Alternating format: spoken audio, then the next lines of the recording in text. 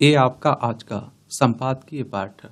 और देखिए, संपादकीय पाठ आपको प्रीलिम्स में, मुख्य परीक्षा में, इंटरव्यू में हर जगह मदद पहुंचाते हैं। यहाँ से एक सामान्य जानकारी भी आप लोगों को मिलती है। तो इस तरह के जो आर्टिकल मिला करें, एडिटोरियल मिला करें, उन्हें आप लोग जरूर पढ़ा करिएगा, जरूर आप लोगों को देखना चाहिए। रोजगार के सवाल का समाधान, तो आप देखिए लोकसभा चुनाव नतीजों के बाद विपक्ष और विशेष रूप से कांग्रेस मोदी सरकार के प्रति किस तरह हमलावर है, इसका प्रमाण पिछले दिनों तब मिला जब राहुल गांधी ने गुजरात में नौकरी के लिए साक्षात्कार देने आए इंटर युवाओं की भीड़ का उल्लेख करते हुए कहा कि बेरोजगारी महामारी बन गई है और भाजपा शासित राज्य बेरोजगारी के गढ़ बन गए हैं।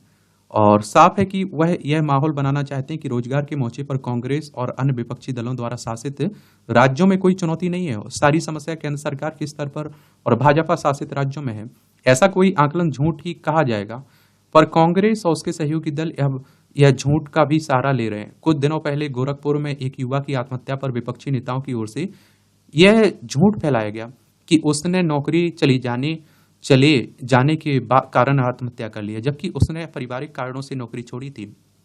भले ही भाजपा ने राहुल गांधी के निशाने पर लेते हुए यह कहा हो कि वह रोजगार के मामले में लगातार झूठ बोल रहे हैं, लेकिन इतना ही पर्याप्त नहीं है। भाजपा और साथ ही उसकी केंद्र एवं राज्य सरकारों को इस झूठी धारणा के खिलाफ सक्रिय होना होगा। रोजगार के अवसर कम हो रहे हैं, यह धारणा तथ्यों की विपरीत है। हाल में स्टेट बैंक ऑफ इंडिया के एक अध्ययन में यह कहा गया है कि मोदी सरकार के 10 साल के शासनकाल में मनमोहन सरकार की तुलना में कई गुना अधिक रोजगार के अवसर पैदा हुए। कुछ दिनों पहले रिजर्व बैंक ने एक विदेशी संस्था के आकलन को खारिज करते हुए यह बताया था कि पिछले वर्ष किस तरह 4.67 करोड़ नौकरियां बढ़ी। रिजर्व बैंक के अनुसार बीते वित्त वर्ष तक देश में कुल नौकरियां बढ़कर 44 करोड़ से अधिक हो गई हैं, जबकि उसके पिछले वर्ष उनकी संख्या करीब 60 करोड़ थी। और आप देखिए, यह सही है कि रोजगार के और अधिक अवसर पैदा करने की आवश्यकता है, लेकिन इस आवश्यकता की पूर्ति करना केवल केंद्र सरकार की जिम्मेदारी नहीं है। इसकी पूर्ति तो केंद्र और राज्यों दोनों ही को मिलकर करनी होगी। इसके लिए दोनों को निजी क्षेत्र का सहयोग लेना और देना होगा। उन्हें यह भी देखना होगा कि वे कौन से क्षेत्र हैं जहां रोजगार के अधिक अवसर पैदा हो सकते हैं। निजी क्षेत्र में रोजगार के अधिकाधिक अवसर पैदा करके ही सरकारी नौकरियों के आकर्षण को कम किया जा सकता है। इसके साथ ही यह भी आवश्यक है कि युवाओं में कौशल विकास किया जाए, और इसकी आवश्यकता इसलिए है क्योंकि आज हुनर वाले कार्यों की जरूरत पड़ गई है। अपने देश में ऐसे डिग्रीधारी युवाओं की संख्या बढ़ रही है जिनके पास किसी तरह का हुनर नहीं है और जिनकी शिक्षा दीक्षा का स्तर ऐसा है कि उनमें से अनेक तो ढंग से एक आवेदन पत्र भी नहीं लिख सकते हैं। एक समस्या यह भी कि हुनर वाले अनेक कार्यों को या तो छोटा काम समझा जाता है या फिर उन्हें हे दृष्टि से देखा जाता है, और इसी कारण कई उद्योग धंधों को जैसे हुनरमंद युवाओं की आवश्यकता है वैसे उन्हें नहीं मिल पाते हैं। स्पष्ट है कि सामाजिक स्तर पर कहीं ना कहीं यह संदेश देना होगा कि कोई भी कार्य छोटा नहीं होता और देश की सामान्य डिग्रीधारी युवाओं के मुकाबले हुनरमंद युवाओं की जरूरत अधिक है, और इसकी अनदेखी नहीं की जानी चाहिए कि फिक्की और CII जैसे संगठन यह कहते रहे कि उन्हें जैसे कार्यकुशल युवा चाहिए वैसे नहीं मिल पा रहे हैं। इसका मतलब है कि शिक्षा को कौशल विकास से जोड़ना होगा। यह क्या काम हो पा रहा है। निजी क्षेत्र में रोजगार के अधिक अवसर कैसे पैदा हो, इसके लिए पक्ष विपक्ष राजनीतिक दलों को मिलकर कार्य करने की जरूरत है। लेकिन दुर्भाग्य से विपक्षी दलों ने यह माहौल बना रखा है कि रोजगार के अवसर पैदा करना केवल केंद्र सरकार की जिम्मेदारी है, चूंकि अपने देश में स्वरोजगार असंगठित क्षेत्र में कार्यरत लोगों को के सही आंकड़े नहीं मिल पाते हैं। इसलिए यह माहौल बनाने में आसानी होती है। रोजगार के पर्याप्त अवसर नहीं बन रहे हैं। नौकरियों के मामले में यह धारणा हमारे समाज में भी व्याप्त है कि रोजगार का मतलब सरकारी नौकरी होता है। विपक्षी दल भी यह माहौल बनाते हैं और इसी कारण हर कोई सरकारी नौकरी की तलाश में रहता है। इस सच को सभी को स्वीकारना होगा कि कोई भी सरकार हो वह हर किसी को सरकारी नौकरी नहीं दे सकती है। और देखिए, हमारे देश में सरकारी नौकरी का एक अलग ही प्रचलन है। सरकारी नौकरी मिलना यानी कि मुक्ति मिल जाना। और आप देखेंगे इतनी सरकारी नौकरियां है ही नहीं कि सभी को समाहित किया जा सके। सरकारी नौकरियों के प्रति आकर्षण का एक बड़ा कारण मान्यता भी है कि ये नौकरियां सुरक्षा की गारंटी, आराम तलीब का पर्याय होती हैं। कुछ तो इन्हें अतिरिक्त कमाई का साधन मानकर चलते हैं, चूंकि औसत सरकारी कर्मचारी जवाबदेही से मुक्ति और अन्य उनके कार्यों का मुश्किल से ही आकलन होता है। इसलिए वे अपने काम के प्रति वैसी लगन और प्रतिबद्धता नहीं दिखाते जैसी आवश्यकता है। यही कारण है कि उनकी उत्पादकता कम है और शायद इसी वजह से अब केंद्र और राज्य सरकारों के अनेक विभाग आउटसोर्सिंग का सहारा लेने लगे हैं अथवा अनुबंध पर नौकरियां देते हैं। इसका एक कारण औसत सरकारी कर्मचारियों में जवाबदेही का अभाव भी है और यह किसी से छिपा नहीं कि अपने देश में यदि किसी को सरकारी नौकरी मिल जाती है तो वह तब भी चलती रहती है जब संबंधित व्यक्ति अपना काम सही तरीके से नहीं करता है।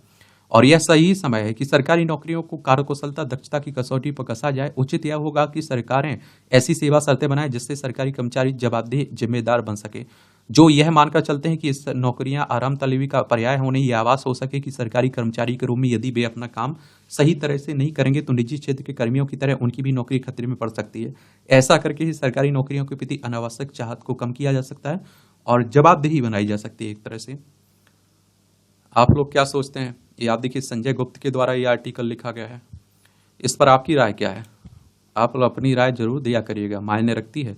गठबंधन की खूंटे से बंधी राजनीति, दलों के गठबंधन टिकाऊ भली ना हो, उनके बिकाऊ होने का खतरा बराबर बना रहता है और हमारे देश के नेता तो देखिए बिकाऊ कभी भी कुछ भी हो सकता है, तंज कसा जा रहा है, देख सकते हैं आप लोग।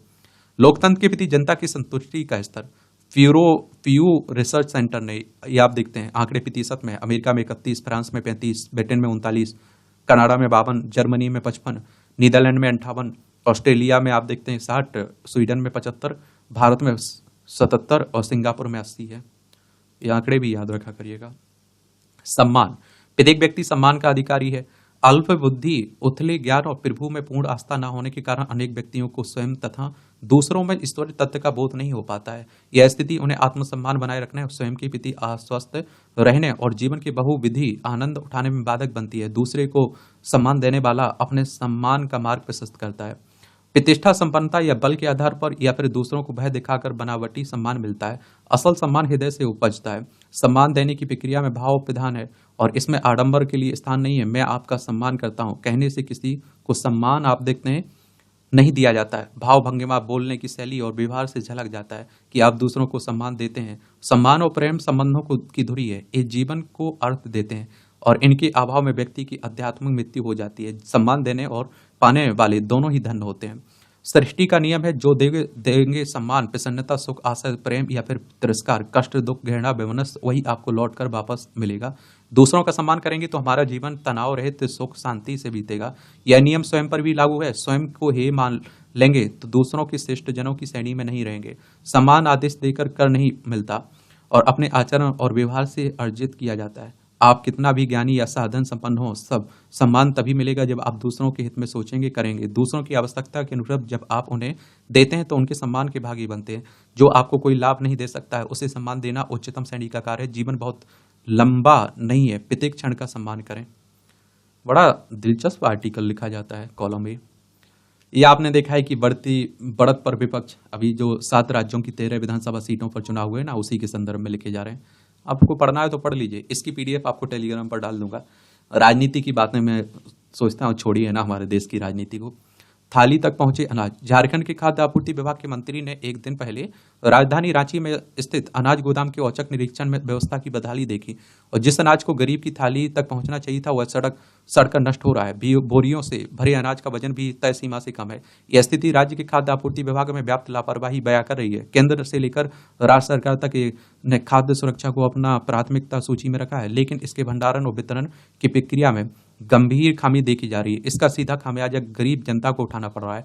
विभागीय मंत्री बन्ना गुप्ता ने इस मामले में कार्रवाई कर जिम्मेदार लोगों को नसीहत दी, लेकिन यह कोई पहली गड़बड़ी नहीं है। यहाँ लोगों को समय पर अनाज नहीं मिल पा रहा है, गरीबों को पर्याप्त अनाज नहीं उपलब्ध होता है, वहाँ अनाज का बर्बाद होना दुखद है और सरकार हजारों करोड़ रुपए की लागत से अनाज खरीदती है। गोदाम के अंदर इसे रखने के लिए मानक बनाया गया है।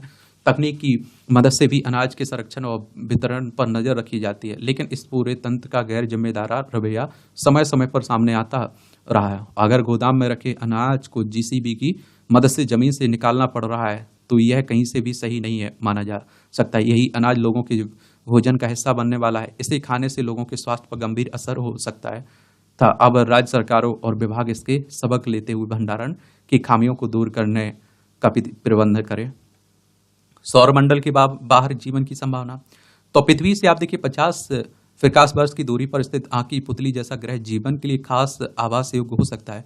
खगोल विज्ञानियों का कहना है कि यह ग्रह हमारे सौरमंडल के बाहर तरल पानी की संभावना से युक्त दिख रहा है। जेम्स वेब स्पेस टेलीस्कोप ने पता लगाया कि कई साल पहले खोजे गए इस बाहरी ग्रह के मध्य में आंख की पुतली जैसा ठोस बर्फ का समुद्र है। LHS 1140 नामक इस बाहरी ग्रह की खोज सबसे पहले 2017 में हुई थी। शुरू में से पानी, मीथेन और अमोनिया के घने मिश्रण वाला मिनी नेपच्यून माना गया था, लेकिन नए निष्कर्षों से पता चलता है कि यह ग्रह विज्ञानियों के अनुमान से कहीं ज्यादा बर्फीला और तरफतर है। इसका अर्थ यह है कि वहाँ की परिस्थितियां जीवन के लिए सहायक हो सकते हैं। मॉन्टियल विश्वविद्यालय के विज्ञानी चार्ल्स कैडियू का कहना है कि इस समय ज्ञात सभी बाहरी समशीतोष्ण ग्रहों में LHS 1140b ग्रह हमारे सौरमंडल से परे एक पारलौकिक दुनिया की सतह पर तरल पानी की अप्रत्यक्ष रूप से पुष्टि करने के लिए सबसे अच्छा अवसर प्रदान कर सकता है। समशीतोष्ण ग्रह से आशय एक ऐसे ग्रह से है जो तापमान की दृष्टि से जीवन के लिए आवास योग्य है। इस बाहरी ग्रह का अध्ययन करने के लिए शोधकर्ताओं ने जेम्स वेब टेलीस्कोप के नियर इंफ्रारेड इमेजर और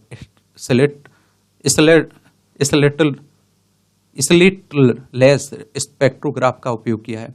यह उपकरण टेलीस्कोप को ग्रह की विशेषताओं का आकलन करने में सक्षम बनाता है। तारे से आने वाले प्रकाश ग्रह के वायुमंडल से होकर पृथ्वी तक पहुंचता है। खगोलविदों ने अवशोषित प्रकाश की वेव लेंथ को देखकर इस ग्रह पर नाइट्रोजन के संकेत देखे हैं, जो पृथ्वी के वायुमंडल में एक प्रमुख घटक है। ग्रह बहुत घना नहीं है, अतः इस ग्रह की चट्टानी होने की संभावना नहीं है। ग्रह का अधिकांश भाग बर्फ से ढका हुआ है, लेकिन शोधकर्ताओं ने पाया कि आंख की पुतली जैसे हिस्से पर सतह का तापमान 20 डिग्री सेल्सियस तक पहुंच सकता है। यह तापमान बर्फीली दुनिया पर समुद्री जीवन के लिए रहने योग्य जलाशय बनाने के लिए पर्याप्त रूप से गर्म है। टेलीस्कोप को इस ग्रह पर पृथ्वी जैसी वायुमंडल का पता लगाने के लिए अपनी अधिकतम क्षमताओं का उपयोग करना होगा। ग्रह पर वायुमंडल का पता लगाना संभव है, लेकिन इसके लिए बहुत अधिक समय की आवश्यकता है। नाइट्रोजन युक्त वायुमंडल का संकेत अधिक डाटा के साथ पुष्टि की मांग करता है। इसके लिए कम से कम 1 और वर्ष के अवलोकन की आवश्यकता है। LHS 1140b में वायुमंडल है, वहाँ कार्बन डाइऑक्साइड का पता लगाने के लिए संभवतः 2 या 3 और वर्ष लगेंगे। चलिए, यहाँ भी देख लिया करिएगा, ये भी कॉलम रहते हैं, टिप्पणियाँ रहती हैं। इसकी PDF मैं टेलीग्राम पर डाल देता हूँ, तो वहाँ से जाकर आप लोग डाउनलोड भी कर लिया करिएगा। एक तो आप देखिए आज संडे है, तो इसी तरह के आर्टिकल लिखे जाते हैं। सन 2000 से टैंक और 400 से अधिक लड़ाकू विमानों के जरिए 2000 से अधिक टैंक और 400 से अधिक लड़ाकू विमानों के जरिए जर्मनी ने सितंबर 1939 में आक्रमण किया था पोलैंड पर, जिस दौरान जर्मनी के लगभग 15 लाख सैनिकों को युद्ध में झोंक दिया गया था। चलिए, आप लोग देख सकते हैं, पढ़ सकते हैं, पढ़ना हो तो। देखिए, हिंदी साहित्य से जुड़े कुछ लोगों ने लोकसभा चुनाव परिणाम के बाद फेसबुक पर स्तरहीन विवाद छेड़ दिया। तमाम साहित्य से भी उनके लेखक अपनी व्यक्तिगत कुंठा का सार्वजनिक प्रदर्शन करते हुए स्तरहीन टिप्पणियां कर रहे हैं। इस सब के बीच हिटलर और स्टालिन के भी इसमें शामिल करते हुए एक प्रकार से वैचारिक बहस छेड़ने का प्रयास देखा। परंतु यह समझा जाना चाहिए कि जब भी किसी 2 व्यक्ति में तुलना होती है तो उसका पैमाना तय किया जाता है। लिहाजा इस विषय पर उसी के अनुरूप चर्चा होने की बात हो रही है। देख सकते हैं, पढ़ना हो तो। खरी खरी तंज कसा जा रहा है, एक किताब में देखना हुआ कर तो देख सकते हैं आप लोग। इसकी PDF टेलीग्राम पर डाल देता हूं, तो वहां जाकर आप लोग डाउनलोड भी कर लीजिएगा, अपने पास रख सकते हैं। तो इस तरह से आप देखेंगे कि आज के न्यूज़पेपर की कहानी खत्म होती है। संपादकीय पार्ट की भी आप लोग पढ़ते रहिए, एंजॉय करते रहिए। आपका कोई सवाल हो, मेरे लिए सुझाव हो, तो आप लोग जरूर बताइएगा। ठीक है, धन्यवाद।